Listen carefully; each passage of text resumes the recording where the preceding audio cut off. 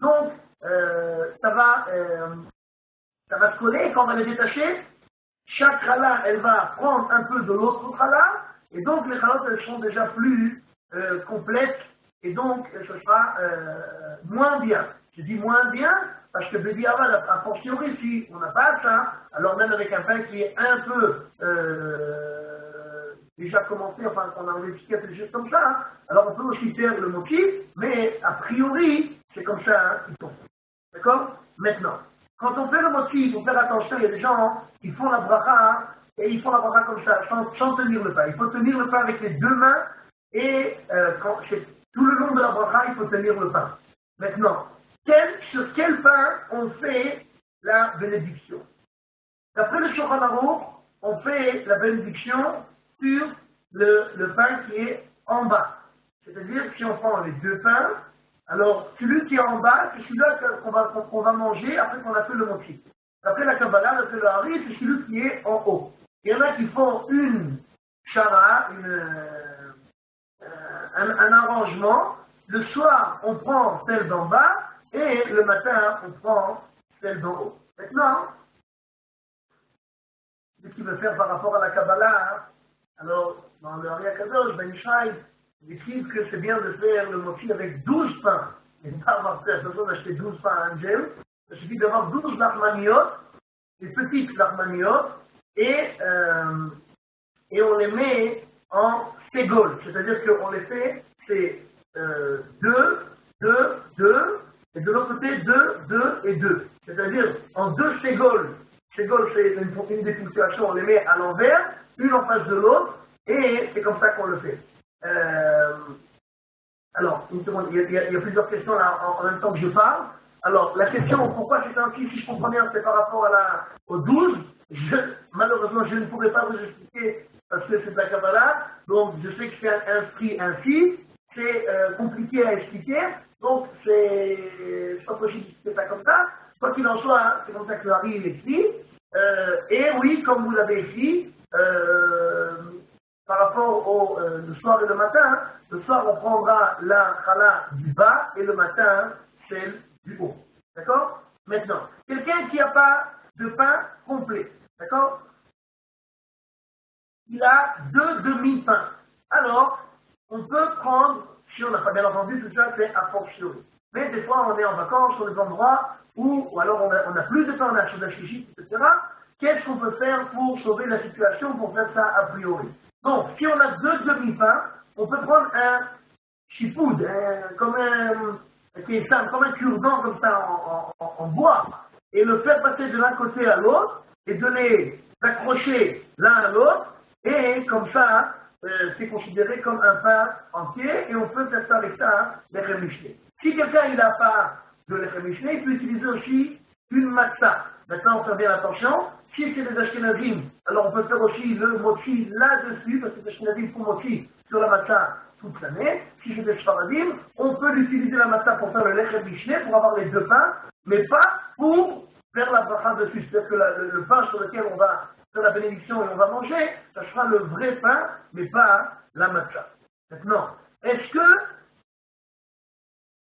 pour le Lechem Mishneh, on peut utiliser un pain qui est congelé, un pain que j'ai emprunté, un pain, par exemple, quelqu'un qui a l'habitude de manger, qui est pris sur lui de manger que Pâques Israël, ceux qui mangent que du pain qui a été fait par des Juifs. Alors des fois en France, il y a des gens qui mangent du pain qui est sur la liste que... bonne question. Quelqu'un pose la question ici, est-ce qu'il y a une marloquette entre le Rav Ovadia et le Rav Eliyahu par rapport à la matzah? La réponse est que oui et non. C'est-à-dire que la marloquette qu'il y a entre le Rav Eliyahu et le Rav Ovadia sur la matzah, c'est que reste juste de Pessah jusqu'à Pessah Sheni, du 15 Nissan au 15 Iyar, alors le Rav Eliyahu il dit qu'on fait moti sur la matzah, et il est d'accord que tout le reste de l'année, on fait aussi Mezonot. Donc, de toutes les façons, il vaut mieux ne pas rentrer dans la marloquette, et donc, il ne faut pas, il faudra pas utiliser la matzah pour faire le moti, sauf qu'on peut encore une fois la rajouter pour le Lechem Mishneh, et pas pour faire la bracha dessus. Maintenant, donc, revenons à la question qu'on a posée. Est-ce qu'on peut utiliser un pain qui est congelé, un pain qui est emprunté, ou quelqu'un qui, encore une fois, qui a pris sur lui de manger du pain qui est fait par des juifs, il a un pain qu'il a acheté à la boulangerie qui n'est pas fait par des juifs. Est-ce qu'on peut utiliser ça, tout ça, pour faire l'Echem Mishné? La réponse est que oui. Parce que pour l'Echem Mishné, on n'a pas besoin d'avoir forcément un pain que je peux manger. Il faut juste un deuxième pain. La preuve, c'est que quand Dieu il avait donné la manne, il a donné le pain du ciel au Bnei Israël dans le désert, alors vendredi ils ont reçu 4 parts de manne. Donc une pour vendredi le matin avant l'entrée de Shabbat. Donc le vendredi soir ils avaient 2 portions de manne pour faire le Mishné. Le samedi matin ils avaient encore 2 portions de manne, mais la deuxième portion, on ne pouvait pas la manger parce qu'on devait la garder de toute façon pour Seuda Shlishi. Et de là, on voit donc que le deuxième pain, on n'est pas obligé qu'il soit possible de le manger.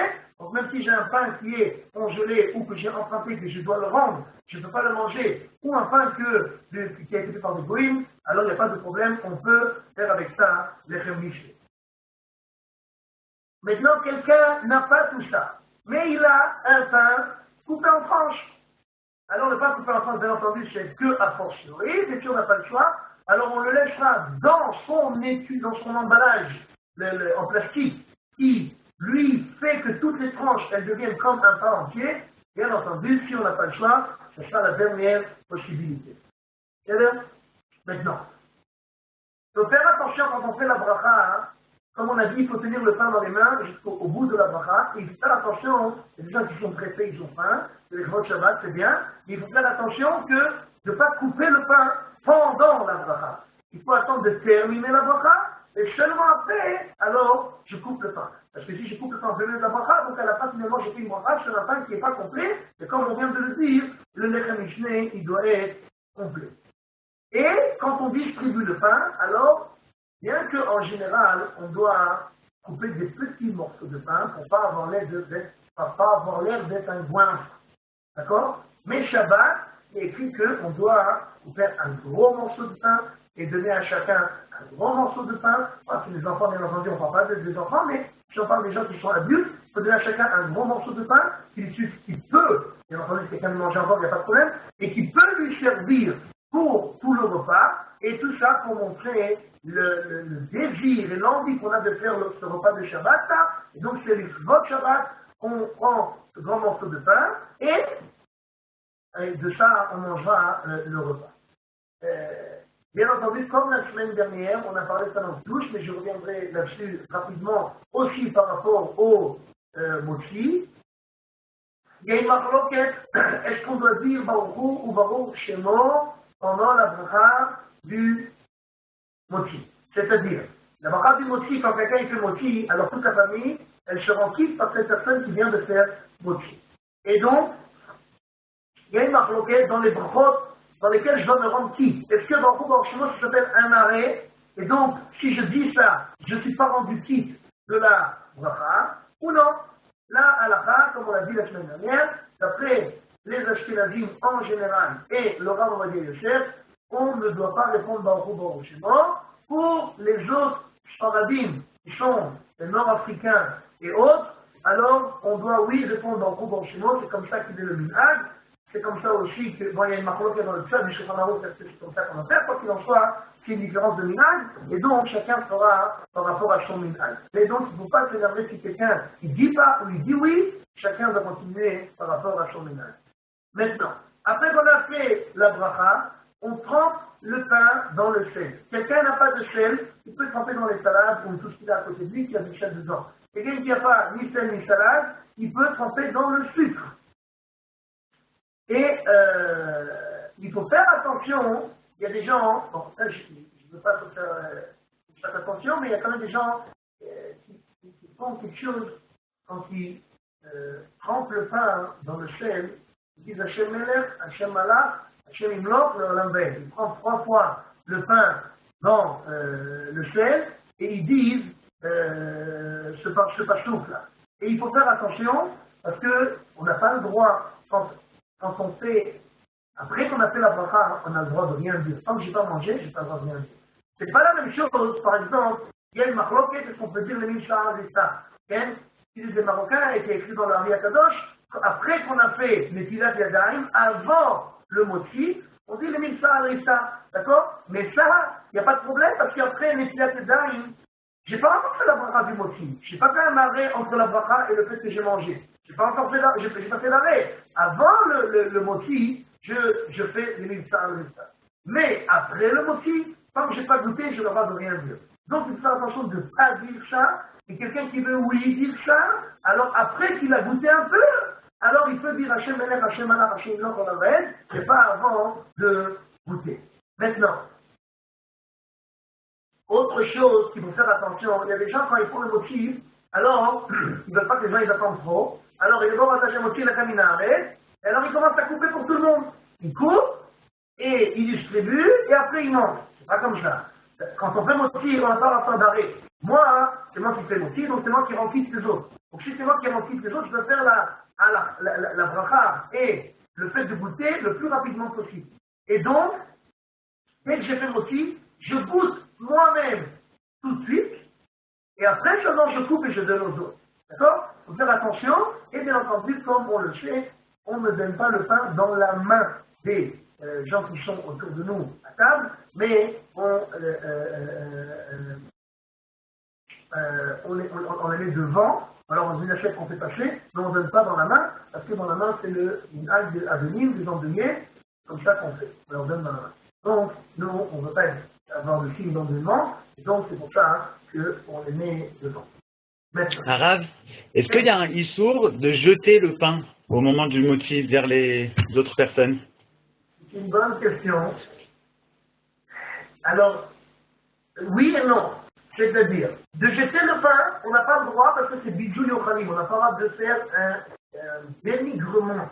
Quand on jette du pain, c'est pas respectable. Maintenant, si c'est jeté 10 cm, 20 cm, c'est-à-dire le jeter juste à côté de moi, ça, il n'y a pas de problème. Et s'il y a quelqu'un qui a une table, il y a 30 personnes, et hop, il jette jusqu'au bout du monde, non, ça, c'est pas bien. Ça, c'est un manque de respect, donc il faut faire attention. Si, encore une fois, si c'est juste à côté de moi, il n'y a pas de problème. Si c'est trop loin, il ne faut pas jeter pour pas que ça a l'air d'être un manque de respect. Maintenant, une halakha primordiale et qu'il y a énormément de gens qui ne savent pas et qui vous faites très très attention. Premièrement, combien de pain on doit manger? Ou plus exactement, quand est-ce qu'on fait les Tilat Yadayim sur le pain que je vais manger? Alors écoutez bien et on va récapituler ça. Il y a 2 shiurim de pain, kazaï et kabetcha. Kazaï, c'est 29 grammes, kabetcha, 58 grammes, 56 grammes, c'est pas très important, c'est 2 fois kazaï. Si je mange moins que kazaï, maintenant je ne parle pas de Shabbat, je parle en général toute la semaine. Si je mange moins que kazaï, alors je n'ai pas besoin de faire le Tilat Yadayim et je fais que moti. Si je mange moins que kazaï. Si je mange plus que kazaï, alors je dois faire moti et je dois faire les Tilat Yadayim sans bracha, c'est-à-dire je fais les Tilat Yadayim, mais je ne fais pas la bracha les Tilat Yadayim et je fais moti. Et seulement si je mange kabetza 60 grammes, 56 grammes, d'accord, alors seulement je fais les Tilat Yadayim avec bracha et je fais moti. Pour le Birkat Hamazon, c'est à partir de kazaï. Dès que j'ai mangé 26 grammes, 29 grammes, je vais faire le Birkat Hamazon. Mais pour les Tilat Yadayim avec bracha, c'est que si je mange 60 grammes kabetza. Et donc, pour Shabbat, c'est très important. Shabbat, tout le monde fait les Tilat Yadayim et fait la bracha. Pourquoi? Parce qu'une séouda, il n'y a pas moins d'une séouda que 60 grammes que kabetza. Donc, à Shabbat, chaque repas, on doit manger kabetza. Donc, même si la femme elle a préparé des poissons et des avions, des poules et tout ça, je ne sais rien, mais vous faites attention, avant tout, de manger kabetza de pain. Et c'est pas seulement de manger kabetza de pain, ça c'est la première erreur. Il y a des gens qui ne mangent pas kabetza, donc ils ne font pas une séouda. La séouda, c'est que 60 grammes. Deuxième erreur que beaucoup de gens font, c'est le temps dans lequel tu peux manger cette kabetza. Si quelqu'un il va manger même une challah entière, il ne va pas la manger suivie. Il va manger une miette maintenant et une miette dans 10 minutes. Et ça ne sert à rien, c'est comme s'il n'a pas mangé.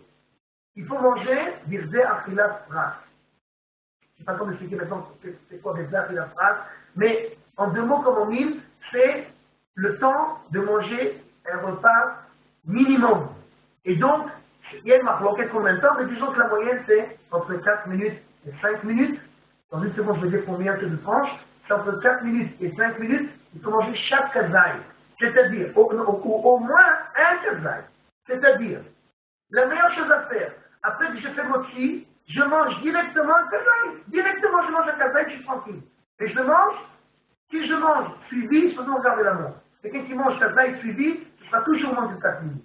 D'accord? Donc il est tranquille après. Il peut faire des 4, il a mangé, etc. Il mangera encore un autre kazaï au milieu du repas, et ça lui fera qu'avec ça. Donc il aura fait le repas, mais il aura fait au moins un kazaï. Il a appris la phrase dans le temps qu'il doit faire pour qu'il puisse faire des katamazon. S'il a mangé le pain, mais pas suivi, il ne pourra pas faire de katamazon, parce que ça ne fait pas un repas.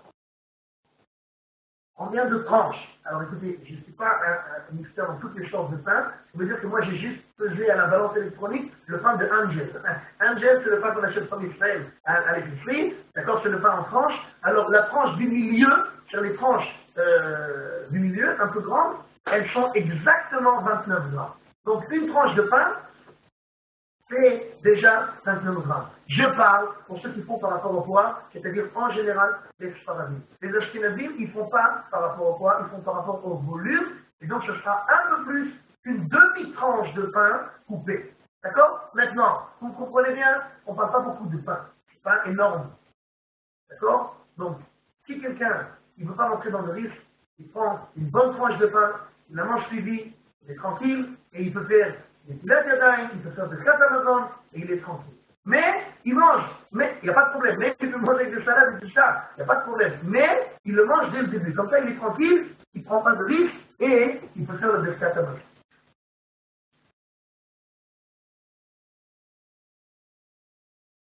Maintenant, pendant le repas, c'est très important, mais vraiment très important, plus que tout, l'ambiance du repas. Il y a des gens qui croient que là, à la fin de Shabbat, c'est tout ce qui est à chose, ça fait à chose, ça fait à chose, ça fait à chose, ça fait à chose, ça fait à chose. Et c'est pas du tout ça, Shabbat. Shabbat, va une fâche. Shabbat, c'est le temps où on se repose, c'est le temps où on est avec la femme, avec les enfants, on investit le temps, on est avec eux, on parle, on chante, on dit des livres Torah, on éduque, c'est-à-dire qu'on fait passer les véritables valeurs, c'est pas toutes les bêtises qu'on entend autour de nous dans ce monde-là. Donc c'est le moment de gagner du temps. Je vais donner un exemple, nous ce qu'on fait, par exemple, à Soudachi, c'est très très bien, j'en ai mis ça d'Arabe il y a quelques mois, et depuis que ça, on fait ça toutes les semaines, c'est vraiment extraordinaire. Mais il faut investir un peu d'argent, ça vaut le coup. J'achète toutes les choses qui sont les plus bonnes en Israël. Les chocolats, les biscuits, les bambas, toutes les choses qui ne sont pas très bonnes pour la santé, mais qui sont bonnes pour les enfants en tout cas, et je les mets devant moi. Je les étale devant moi comme ça. J'ai une pile de choses très très bonnes, et je les mets devant moi. Et alors, chaque enfant dit les bonnes choses qu'il a vues chez ses frères et sœurs ou chez ses parents cette semaine. Alors au début, les gosses, ah, j'ai oublié, j'ai pas fait. Aujourd'hui, il faut les voir. Ils sont avec des cahiers, parce qu'ils savent que celui qui dit le plus de choses et le plus intéressant, il reçoit le plus de bonbons, etc. Donc il faut la guerre pour toute la semaine. Ils regardent qu'est-ce que l'autre il a fait de bien, comment il aime, un bon garçon, une bonne fille, comment il aide, etc. Et donc ça les apprend, ça leur apprend à avoir une vision positive sur les gens, et bien entendu sur leur famille, sur leurs parents, etc. Des choses de très bien. C'est qu'une idée. Il y a encore plein d'idées comme ça. Par exemple, cette semaine, merci. Cette semaine, on a commencé une nouvelle idée, moi et ma femme. Mais c'est aussi une bonne idée, je crois, mais enfin, chacun peut réfléchir. On a commencé, ça c'est la chose juste que je vous ai dit. Le vendredi soir, on a commencé une autre idée, c'est que vous savez bien que dans ce monde-là, Dieu nous tient la main tout le temps, du matin au soir, 7 jours sur 7, 24 heures par 20 sur 24. Et on a plein de miracles, tout le temps. Mais vraiment des miracles. Pas je me suis levé, je me suis respiré avant passer. Ça c'est vrai aussi, mais des vrais miracles. Et alors, on a commencé, moi et ma femme, à raconter les miracles qu'on a eu cette semaine. Comment Dieu, chaque chose, comment ça s'est arrangé, comment quoi il faisait pas bien, finalement ça s'est arrangé comme ça. Et donc on apprend aussi aux enfants, à quoi? À regarder que Tu n'es jamais tout seul. Akadosh beaucoup avec toi, et si tu ouvres les yeux seulement, il y aura tout ça. Donc, il y a beaucoup d'idées, bien entendu, du livret Torah, des chansons, etc. Tout ça, c'est très important. Donc, vous savez que Rav Shach, par exemple, un de ses enfants, et, il est devenu moins religieux, disons-le comme ça. D'accord? Il est devenu moins religieux que son père. Et le Rav Shach, il était étonné. Alors, une fois, il a rencontré le rêve de l'amour de Bourg, et il lui a dit, comment tu as fait toi, tous tes enfants, je ne sais qui, etc. Comment ça fait que mon fils, lui, il n'est pas resté sur le droit chemin. Alors le rêve de Bourg, il lui a dit, Rêve Shabbat, comment ça se passait à ta table? Comment ça se passait? On mange, on fait une chanson, je retourne étudier, et voilà. Ça, c'est la différence. Moi, et Rêve Shabbat, on mange, on chantait beaucoup de chansons, et je parlais énormément avec mes enfants. Donc toi, ton fils, il n'a jamais eu de contact avec toi, donc il ne te connaît pas. Donc pourquoi tu veux que tu continues ton chemin, continue ton éducation? Il n'a aucun contact avec toi. Alors il t'a vu toute ta vie, c'est très bien, mais plus que ça, il n'a pas vu. Moi, j'ai vécu avec mes enfants, je les ai éduqués, d'accord? Donc, c'est très important que ça, d'investir. Ça prend un peu de temps, mais c'est le plus important, d'accord? Ok. Maintenant, continuons. Shabbat, pas seulement Shabbat, tous les jours de la semaine, on doit faire 100 brachot par jour. On doit rendre louange à Kadosh Baruch Hu, 100 bénédictions par jour. En semaine, il n'y a pas de problème, parce que toutes les bénédictions qu'on fait, même en faisant la prière et en mangeant, alors il y a 19 brachot par chaque, 19 bénédictions pour chaque amida, pour chaque prière, et encore les deux fois de chaque, avec tout ça, on arrive facilement au 100. Le problème, c'est Shabbat. Le problème Shabbat, c'est que les 3 kilos, au lieu de 19, on n'a que 7 brachot. Donc il nous manque beaucoup de brachot. C'est pour ça que Shabbat, c'est très important de faire le maximum de brachot qu'on peut. Et comment on fait ça? Alors tout simplement. Les Marocains, par exemple, après le kidouche, ils font des brachot. Avant de faire moti, on n'a pas encore fait. Si on a fait moti, c'est fini, on ne peut plus faire de brachot. Mais avant de faire moti, on fait des brachot. On fait Etch, on fait Adama, chez Akol, bien entendu, pas sur une boisson. Parce que si on a déjà fait kidouche et on a goûté le vin, alors on n'a pas besoin de refaire chez Akol sur des boissons. Si je fais chez Akol, je fais sur un aliment. Le vin, il remplisse les boissons. Mais si c'est un aliment, je peux faire chez Akol, et on amène aussi des choses à sentir pour éliminer des samim, etc. Pour faire encore des brachot. Ça, c'est un. Deuxièmement, si on fait un dessert avec des gâteaux, des fruits, etc., alors, le mieux à faire, c'est de faire terminer le repas, faire du scatamazon, on nettoie la table, on amène le dessert, etc., et on fait ses brachot. Ah, alors quelqu'un va dire, oui, mais c'est mon rachinat, tu es en train d'inventer des brachot, parce que si tu avais mangé ça pendant le repas, tu n'aurais pas fait de brachot. Alors, les poskim, ils expliquent que mais la pagina c'est quand je fais une bracha stam, pour rien. Mais là, je ne fais pas stam, je fais une bracha parce que Dieu, il veut que je fasse son brachot. Donc, j'ai pas le choix. Donc, c'est pas une bracha qu'on n'a pas besoin de faire. C'est vraiment une bracha que j'ai besoin de faire. Donc, je ne fais pas ça pour rien. Donc, il n'y a pas de problème. D'accord? Maintenant, quelqu'un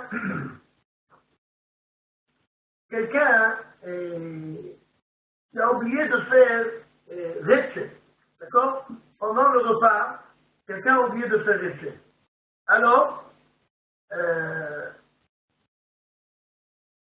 une seconde.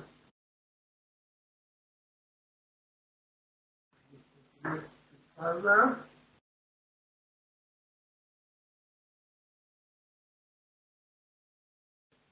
Bon.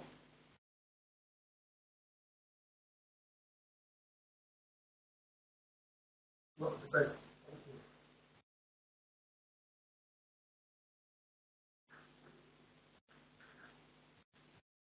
Voilà. D'accord? Bon. Quelqu'un a oublié de faire Retche pendant le repas du Shabbat. Alors, la règle, c'est bien parce que c'est la règle qui a fait pas extrêmement la Shabbat, mais toutes les choses et les paroles qu'on fait. Si c'est une seouda, c'est un repas qu'on est obligé de faire. Un Shabbat, on est obligé de manger 3 repas. C'est pas un volontariat. Si tu veux, tu manges, si tu veux pas, tu manges pas. On est obligé de manger 3 repas. Donc, si je oubliais d'être fait, je dois refaire le Birkat Hamazon. On va expliquer bientôt comment on peut réparer, mais dans l'échange, on doit refaire. Si par exemple en Rosh Chodesh, j'ai oublié de faire les bientôt, je ne refais pas le Birkat Hamazon. Pourquoi? Parce que je ne suis pas obligé de manger à Rosh Chodesh. Ah, j'ai mangé, ok. C'est pas que j'ai enlevé l'obligation. J'ai pas dit aller vers avant, j'ai pas fait mon obligation, mais j'ai pas d'obligation de manger du tout. Donc si je dois faire aller vers avant. Si j'ai pas fait aller vers avant, alors a fortiori, ici. Mais Shabbat, où je peux pas ne pas manger. Donc si j'ai pas fait rester, c'est-à-dire que j'ai pas fait de Birkat Hamazon parce que je suis obligé de manger, et donc je dois le refaire.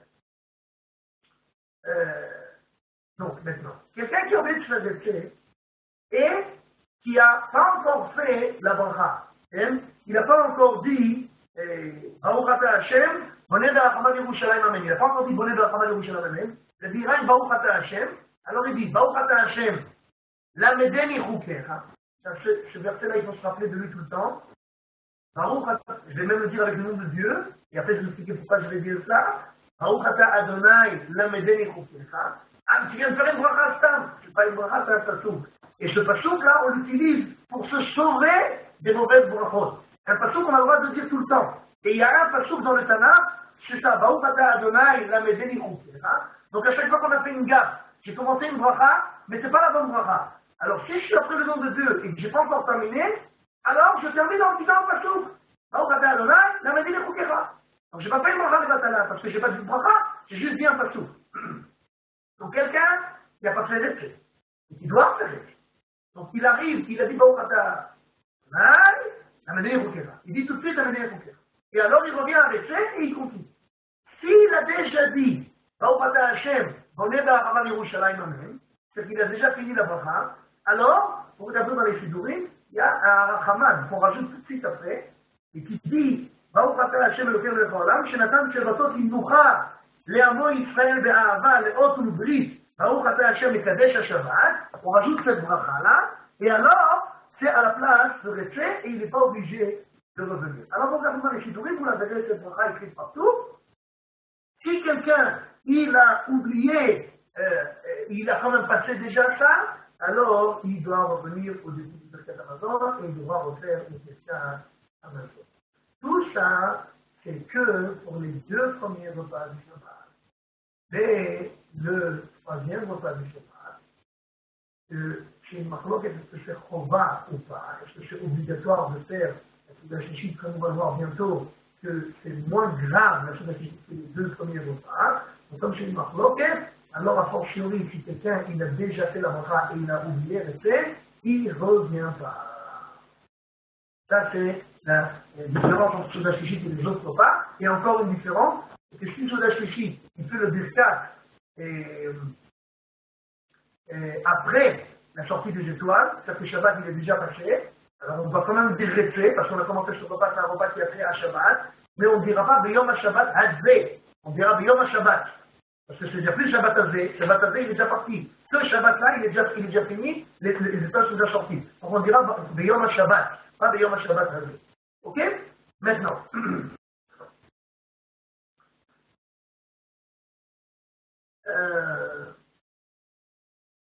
Très important de comprendre Souda Shishit, comment ça se passe. Ça aussi, beaucoup de gens se trompent. A priori, Souda Shishit, on mange comme les autres repas. C'est-à-dire, il faut des Mishneh, et il faut manger un repas en bonne et due forme, etc.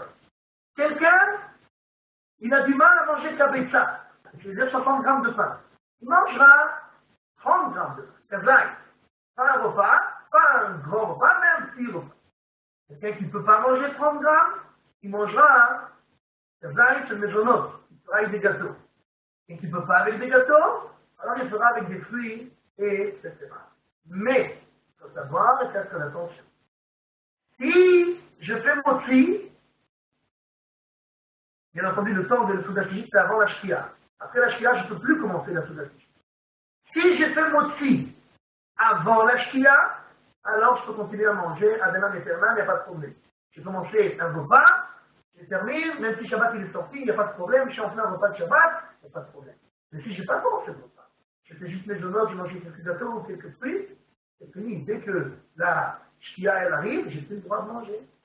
Le Shabbat il est sorti, je ne suis pas en plein repas, je suis en train de goûter des choses, je n'appelle pas un repas, donc dès que le temps de l'arbitre il arrive, j'ai plus le droit de rien faire, sauf de prier arbitre. Si je suis en repas, alors je suis en repas. Mais si je ne suis pas en repas, alors je ne peux pas continuer à manger. Donc il faut faire très attention et il faut commencer avant la shkia. Rédi Abba, quelqu'un qui est arrivé quelques minutes après la shkia, il peut encore commencer la Shuda Shlichit, mais pas trop. Pas plus que 5-6 minutes, parce qu'après ça devient un problème. Et bien entendu, ce que je viens de dire, que c'est Kabeta, après Kazaït, après des gâteaux, après des fruits, etc., tout ça, c'est à force.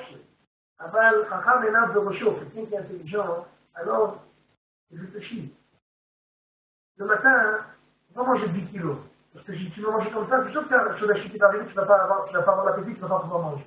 Donc il faut faire attention qu'il est intelligent. Alors il mange un peu moins au deuxième repas. Surtout quand on est dans les Shabbats qui sont courts et que 2 heures après la fin du deuxième repas, on est déjà à Soudash Shlichit. Donc, il faut faire très attention de ne pas manger beaucoup pour avoir encore l'appétit pour Soudash Shlichit. Il ne faut pas oublier que dans une minute, on va aussi parler de Soudash Shlichit, il y a un 4e repas. Ça aussi, beaucoup de gens ne savent pas. Mais ce 4e repas aussi, il faut aussi le faire, et donc il faut être intelligent et laisser un peu de place. Et si quelqu'un dit, ouais, c'est pas grave, moi j'ai mangé, je suis plein à craquer, je vais quand même manger. Ça ne sert à rien. Parce que ça s'appelle Achila Gassa. Achila Gassa, c'est quelqu'un qui est déjà plein, il remplit encore. Il va vomir dans 1 minute, ça ne sert à rien. Parce que ça ne s'appelle pas un repas, ça ne s'appelle pas manger. Manger, c'est quand j'ai faim. Si j'ai pas faim, je suis déjà plein à craquer, ça ne sert à rien. Et là, c'est pour ça qu'il faut faire attention, une parenthèse, après ça. Après ça, on doit manger 4 cassettines de matin, 4 heures de vin, etc. Faites très attention de ne pas manger beaucoup pendant le Shabbat Noël. De ne pas faire beaucoup de manger. Pourquoi? Parce que l'apicomane, qu'on mange à la fin du repas, qu'est-ce qu'on dit? Les korban pesach amer, la sova. Ça veut dire que je vais manger ça pour me rassasier. Mais si je suis déjà rassasié et je ne suis pas craqué, tu n'as pas fait la mitzvah, tu n'as pas mangé l'apicomane, tu n'as pas fait la mitzvah. Donc tout ça, il faut faire très attention. Et encore un point, pour la Soudash Shlichit, c'est qu'il faut faire attention, il faut essayer, a priori, de faire ça après Mincha, pas avant Mincha. Si quelqu'un fait avant Mincha, il vaut mieux qu'il va prendre, s'il peut encore manger un kazaï de pain au moins après Mincha, c'est mieux. Sinon, il est quitte, mais il faudra faire en sorte, a priori, de faire ça après Mincha. Maintenant, comme on a dit,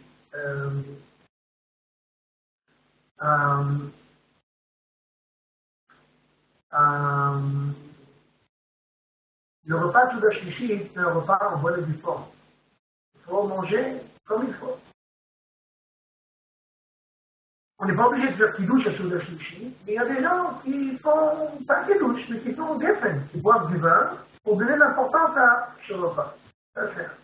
Deuxièmement, comme on l'a déjà dit, il faut faire aussi des chamish. Quelqu'un pas à part, mais a priori, il faut faire attention d'avoir des chamish. Et encore une chose, comme on l'a dit le premier cours, qu'il faut essayer à tous les repas de manger du poisson. Donc si quelqu'un il a la possibilité aussi de manger un peu de poisson aussi à Soudash Shlichit, alors il a fait la mitzvah à 100%, comme ça, des trucs. Ça c'est Soudash Shlichit. On arrive à Motsei Shabbat. Motsei Shabbat,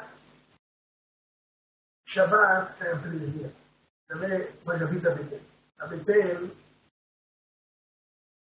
à partir de cette Shabbat, à partir de la sortie du Shabbat, il y a toutes les 5 minutes arbitre. Toutes les 5 minutes, jusqu'à 3 heures après la sortie du Shabbat.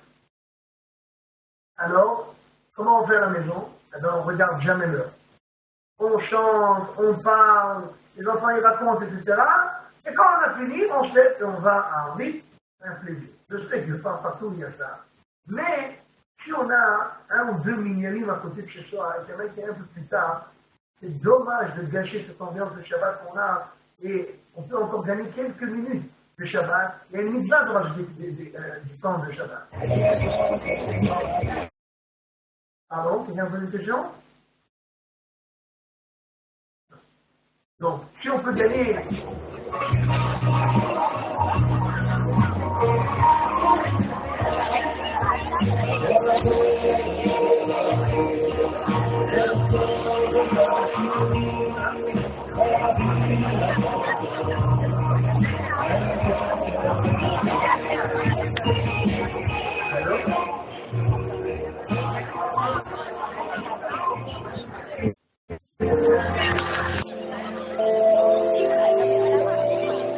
אנחנו מקווים לכל משלט הקטן שלכם, ואני רוצה לקבל עם את הקלה, תמר, המלווה בהוריה היקרים, בבקשה.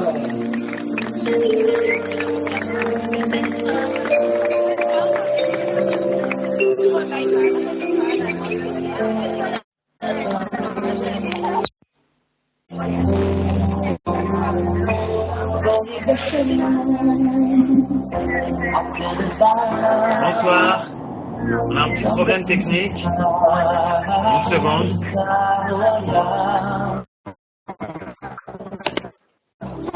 Une seconde, on a un petit problème technique. Une seconde.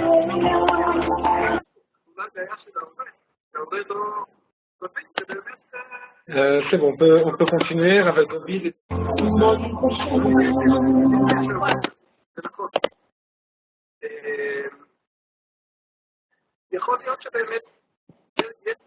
בסדר, אפשר להמשיך.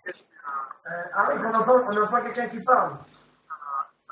Oui, non, il y a eu un dérangement, mais on peut continuer. Ok. Donc, essayez de gagner le maximum de temps à Motsei Shabbat. Maintenant, vous savez qu'il y a deux sorties du Shabbat. La sortie qui s'appelle la sortie des Géonim et la sortie de Rabbeinu Tam. C'est-à-dire la Géonim, c'est ce qui est écrit sur les calendriers, l'heure, la première heure. Et puis il y a Rabbeinu Tam, c'est plus tard. D'accord? Maintenant, chacun fait comme ce qu'il a envie, mais il faut savoir quelque chose de très important. Quelqu'un qui a un problème, qui doit sortir vraiment après le Shabbat. Alors bien entendu, a priori, il faut faire Arvit après Shabbat, et la Havdalah après Shabbat, et faire tout comme on doit faire. Alors il faut faire ça tout de suite après la sortie de Shabbat, il n'y a pas de problème. Il fera Arvit tout de suite, et tout de suite Havdalah, et après, il fait ce qu'il a à faire. Mais quelqu'un, il a vraiment un problème. Il est vraiment dans le besoin de tout de suite, par Shabbat qui sort, faire ce qu'il a à faire. Alors il faut savoir qu'on a la possibilité de faire Arvit, de Motsei Shabbat, pendant Shabbat, et même la Havdalah de la faire pendant Shabbat. C'est-à-dire, on fait et Arvit et Havdalah pendant Shabbat, bien entendu, sans la bougie, bien entendu, on ne peut pas allumer la bougie pendant Shabbat, donc on fera la Havdalah sans la bougie, il est sorti, alors on peut faire ce qu'on a besoin de faire, mais encore une fois, ça c'est que dans un cas de force vraiment majeur, parce que a priori il ne faut pas faire ça. D'accord? Maintenant, il y a des gens, Shabbat pour eux, ils sortent au balcon, ils regardent le ciel. Dès qu'ils passent par l'étoile, allez c'est bon. Ça ne marche pas comme ça, vraiment pas, et surtout pas aujourd'hui. D'abord parce que le ciel, ça dépend combien il est clair. D'accord, pour ces 3 étoiles. Maintenant, les 3 étoiles elles-mêmes, Mahlouk, elles ne sont pas de petites étoiles, de grandes étoiles, de moyennes étoiles. Donc aujourd'hui, nous, on n'a aucune connaissance de ça. Donc on peut fier aucunement aux 3 étoiles, seulement à ce qui est écrit dans les calendriers. Et tant qu'on a un doute, alors on ne peut pas faire aucune mélacha parce qu'on est encore dans Shabbat. Il faut faire très attention à ça. D'accord? Maintenant, si moi, je n'ai pas encore fait sortir le Shabbat, je n'ai pas encore fait Havdalah, je n'ai pas encore fait Arvit, je n'ai rien fait. Et mon copain, lui, il a déjà fait Arvit, il a déjà fini Shabbat. Il n'y a pas de problème. Si j'ai besoin de faire quelque chose, je peux lui demander. C'est pas un issour. Lui, il a déjà fait sortir Shabbat, pour lui, c'est un Eitel Gamou, c'est permis complètement. Donc, on peut demander à son ami de faire quelque chose pour moi, si pour lui, il a déjà fait sortir le Shabbat. Maintenant, comme on a dit pour Réché, quelqu'un, il n'a pas dit à ta Fonantano. Par un mida, il n'a pas dit à ta Fonantano, alors il n'y a pas de problème. Il peut.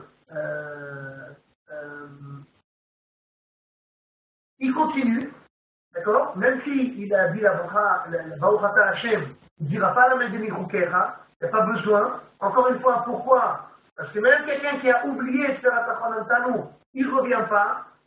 Et la raison est toute simple. Parce que toutes les personnes vont faire la Havdalah sur le vin. Alors c'est vrai qu'a priori, il faut faire aussi dans la Hamida, dans la prière. Quelqu'un qui n'a pas fait ça, alors il va le faire sur le vin.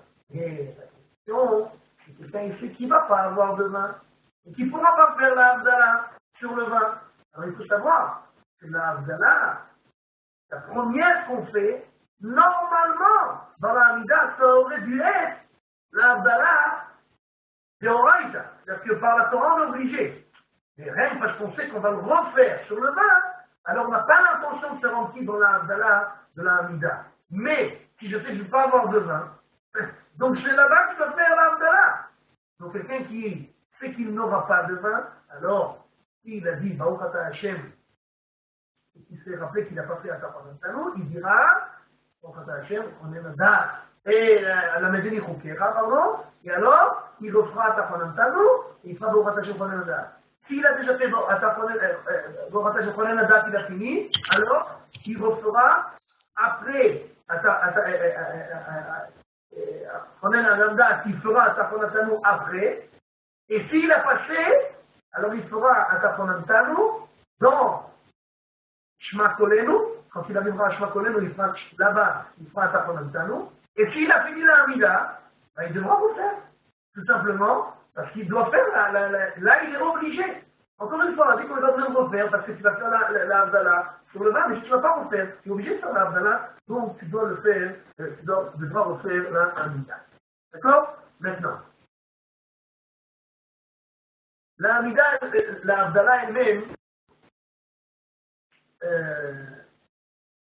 il y a une différence entre les Ashkenazim et les Sfaradim, comment on doit la faire. Je ne parle pas des psukim, tout ça, c'est dans les figurines, ça c'est pas donné, ça fait par rapport à ce qui est dans le figurine. Mais je parle par rapport à la manière. Les Ashkenazim, ils font la Havdalah en étant debout. Et donc, tout le monde doit être debout. Et les Sfaradim, ils font la Havdalah assis. Donc il faut faire tout le monde assis. Faire attention. Si le mari qui fait la Havdalah, et que la femme elle est occupée, elle est debout, elle tourne, et les enfants la même chose, ben, ils ne sont pas quittes. Donc il faut qu'ils s'assoient avec. La question c'est de savoir qu'est-ce qui se passe si on a des Sfaradim, des Ashkenazim en chambre. Alors, a priori, je dis c'est pas tout à fait exact, parce que le gras, le grand de Vin a dit que les Ashkenazim ils doivent faire ça assis, mais disons qu'en général, comme ça, le Réma il a écrit, qu'on doit faire ça debout, en général les Ashkenazim c'est comme ça. Mais il y a des Ashkenazim aussi qui font assis. Quoi qu'il en soit, si on a une partie qui font debout, une partie qui font assis, il n'y a pas de problème. Chacun peut faire par rapport à son minhag et il n'y a pas de problème. Mais si par exemple tout le monde est assis et que l'Ashkenaz veut se soir aussi, il peut, vu que celui qui fait la Havdalah lui-même il est assis, il peut se soir aussi. Et inversement, si un Ashkenaz fait la Havdalah debout et que le Sfarad qui ne veut pas rester assis parce que tout le monde est debout, alors il pourra aussi se mettre debout avec tout le monde et il n'y a pas de problème. Quelqu'un qui n'a pas de vin, alors c'est comme le kidouche du matin, on peut le faire aussi, pas avec du vin, mais avec Remar Medina, c'est-à-dire avec une boisson importante du pays, alors c'est ou de la bière, ou de la liqueur, ou du whisky, tout comme ça. Et encore une fois, là aussi, on ne pourra pas ne boire qu'une petite goutte, il faudra boire le chiour, c'est-à-dire ou réduit, ou a fortiori de l'ologma, ça veut dire une joue, la remplir, et ça, ce sera le chiour au beurre. Maintenant, le seder de la Havdalah, ça aussi, il y a beaucoup de gens qui ne savent pas comment on fait. Il faut faire très attention parce qu'il y a beaucoup de détails qu'il faut savoir. D'abord, quand on fait la Havdalah, il faut savoir qu'on doit se taire. C'est-à-dire que quand on dit les psukim avant, les shonetioninena et tout ça c'est sympathique, mais ce n'est pas une partie de la Havdalah. La preuve, les Ashkenazim ne disent pas tout ça. Ils passent directement à Savrion à la main. D'accord? Donc, ça, c'est pas une partie de la Havdalah. Du moment qu'on a commencé la bracha, Baruch Ata Hashem Baruch Hu Geffen, c'est la Havdalah, on n'a plus le droit de parler jusqu'au bout. Parce que la Havdalah, elle commence à Baruch Hu Geffen et elle termine à la Ben Kodesh Lechot. Quelqu'un qui parle au milieu, il n'est pas rendu quitte. C'est comme s'il a parlé en plein milieu d'une bracha, il n'est pas rendu quitte. Donc il faut faire très attention. Il faut dire aux femmes et aux enfants aussi de faire attention parce qu'ils sont tous obligés de faire la Havdalah. Quelqu'un qui va parler, il devra refaire la Havdalah. Maintenant, vu que tout est une bracha, donc je dois garder le verre dans la main tout le temps. C'est que je commence Baruch Ata Hashem, et alors je ne peux pas passer le verre. Je le fais passer à la deuxième main. Je prends toujours la chose que je fais la bracha, je dois l'avoir avec la main droite. Donc je prends les bessamim et je fais boremine bessamim. Parenthèse, pour les Ashkenazim, on fait tout le temps boremine bessamim, que ce soit assez bessamim, isbe bessamim. Les Ashkenazim ils font tout le temps boremine bessamim pendant la Havdalah. Dans d'autres endroits, d'autres moments, il n'y a pas de problème, ils peuvent faire toutes ces moments. Mais pendant la Havdalah, on fait que boremine bessamim. Pour les Shvaradim, chaque chose par rapport à sa bracha. Si c'est miné bessamim, isbe bessamim, atse bessamim, chaque chose par rapport à sa bracha. Donc, je prends les bessamim, je remets, mon verre est tout le temps dans ma main, je fais maintenant Boré Meoré Haesh, avec la main droite, je reprends avec la main droite le verre, et alors je dis dans Hashem, on a vu de Kodesh Kefol, etc., etc. Oui?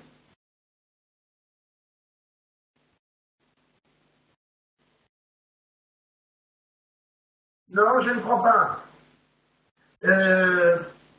Les Ashkenazim peuvent faire avec n'importe quel bessamim, il n'y a pas de problème. La raison qui est écrite dans le Mishnah Bora, pourquoi les Ashkenazim ils ont l'habitude de faire avec, de dire toujours Borem et Bessamim, parce que vu que Borem et Bessamim c'est une bracha qui remplit sur tous les Bessamim, parce que c'est quoi miner toutes les sortes de bonnes odeurs. C'est miner toutes les sortes. Alors que Atzé, c'est les odeurs qui viennent des arbres. Isbe, les odeurs qui viennent des plantes, etc. Donc, comme pendant la Havdalah, il y en a un qui fait pour tout le monde, et que les gens ne savent pas toujours c'est quoi la différence, donc les Ashkenazim, il ne va pas prendre de risque. Il va dire, Boré et Miné Bessamim, même si les gens ils se trompent, ils vont dire Miné Bessamim, c'est toujours bien parce que Miné Bessamim, tout rentre dedans et il n'y a pas de problème. D'accord? Maintenant, les femmes, comme j'ai dit avant, et les enfants sont aussi sont obligés de faire la Havdalah. Là, c'est une différence entre les Ashkenazim et les Sfaradim. Les Sfaradim, si l'homme n'est pas là, alors la femme sera à elle-même l'Havdalah. Pour les Ashkenazim, c'est plus compliqué. Pourquoi?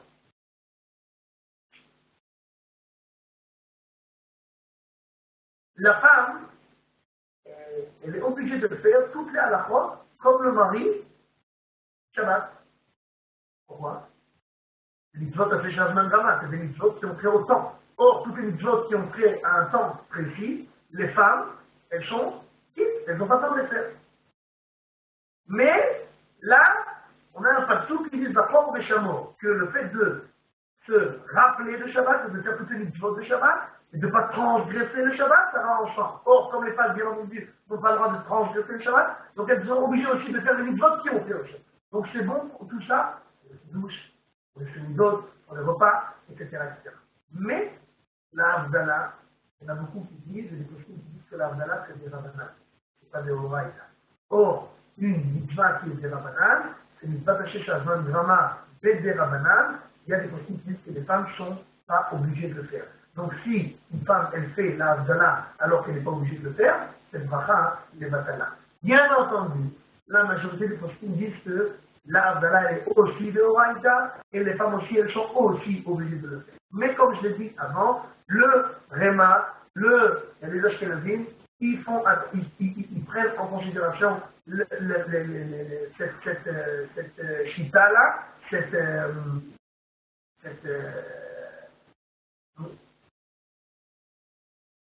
cette manière de penser, d'accord, et donc, a priori, la femme ne fera pas.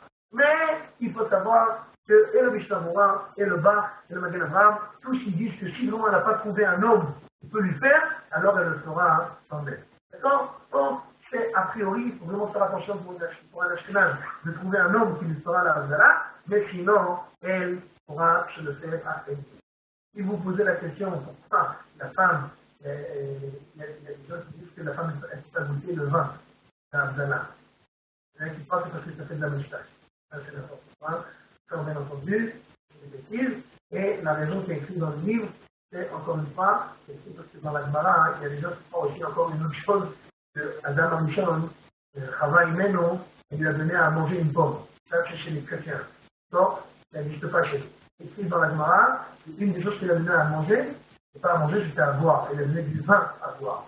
Et donc, à cause du fait qu'il a donné du vin à boire à Adam Arishon, alors il a perdu la boule. C'est-à-dire qu'il ne peut plus distinguer entre le bien et le mal.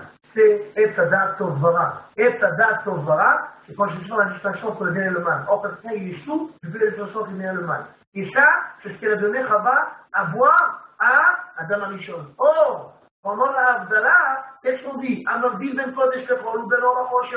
C'est qu'on sait faire la distinction entre les choses. Or, comme c'est la femme qui a fait qu'on ne puisse pas faire la distinction, donc elle ne boira pas du vin pour ne pas rappeler cette faute-là qu'elle a fait.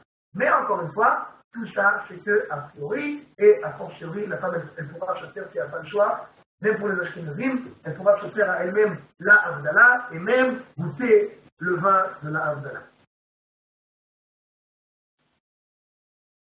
Et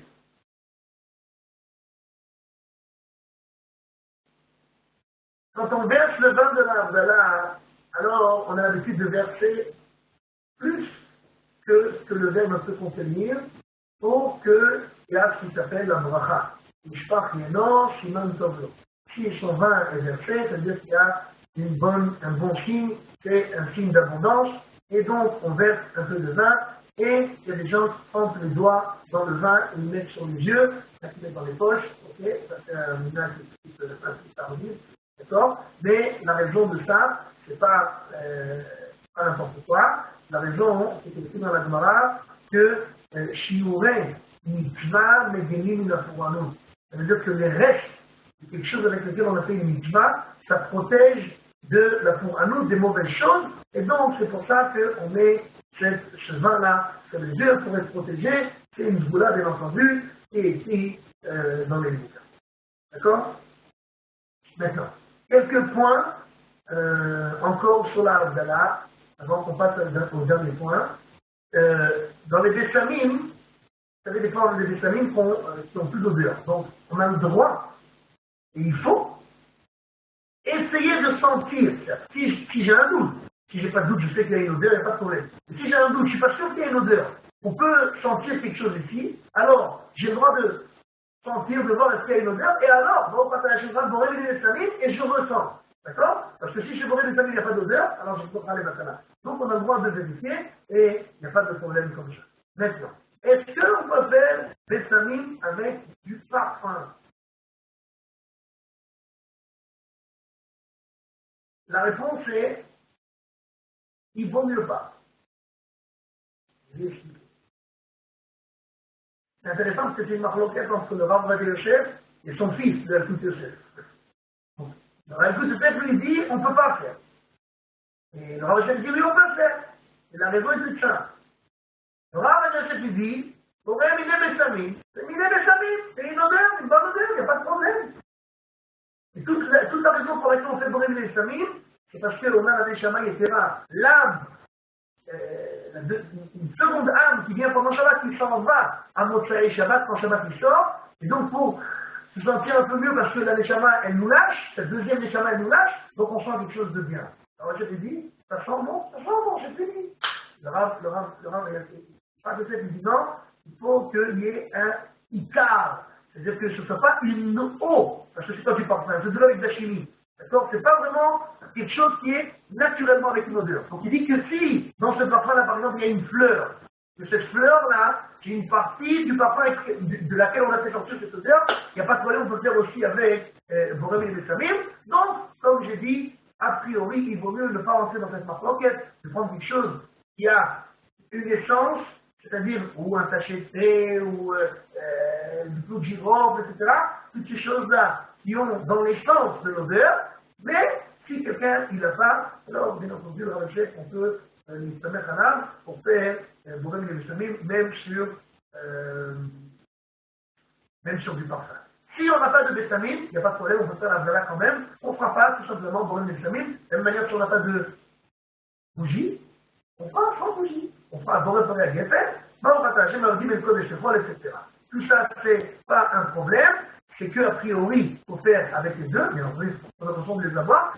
Mais s'il n'y a pas de choix et on n'a pas, on peut quand même faire la Havdalah. D'accord?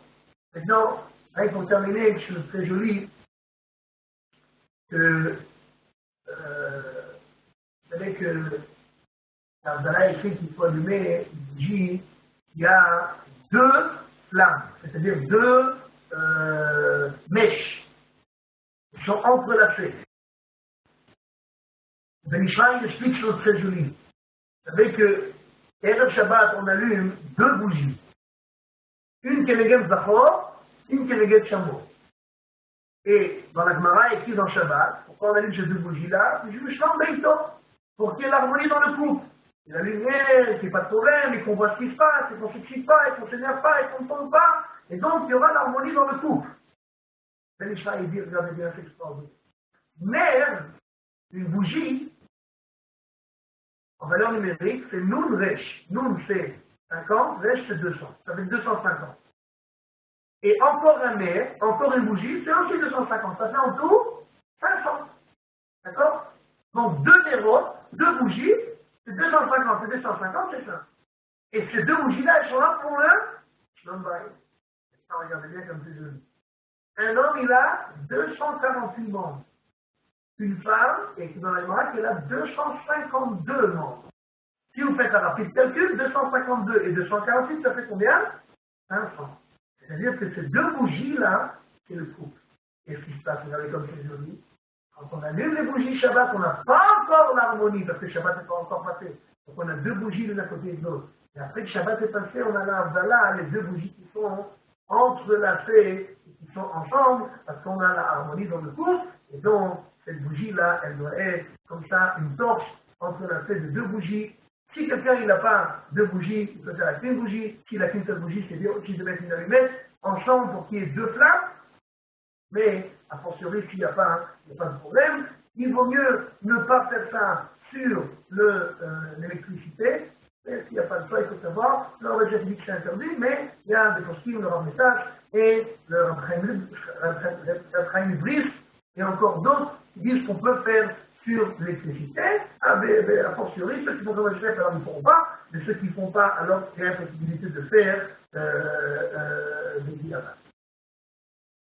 Voilà pour aujourd'hui.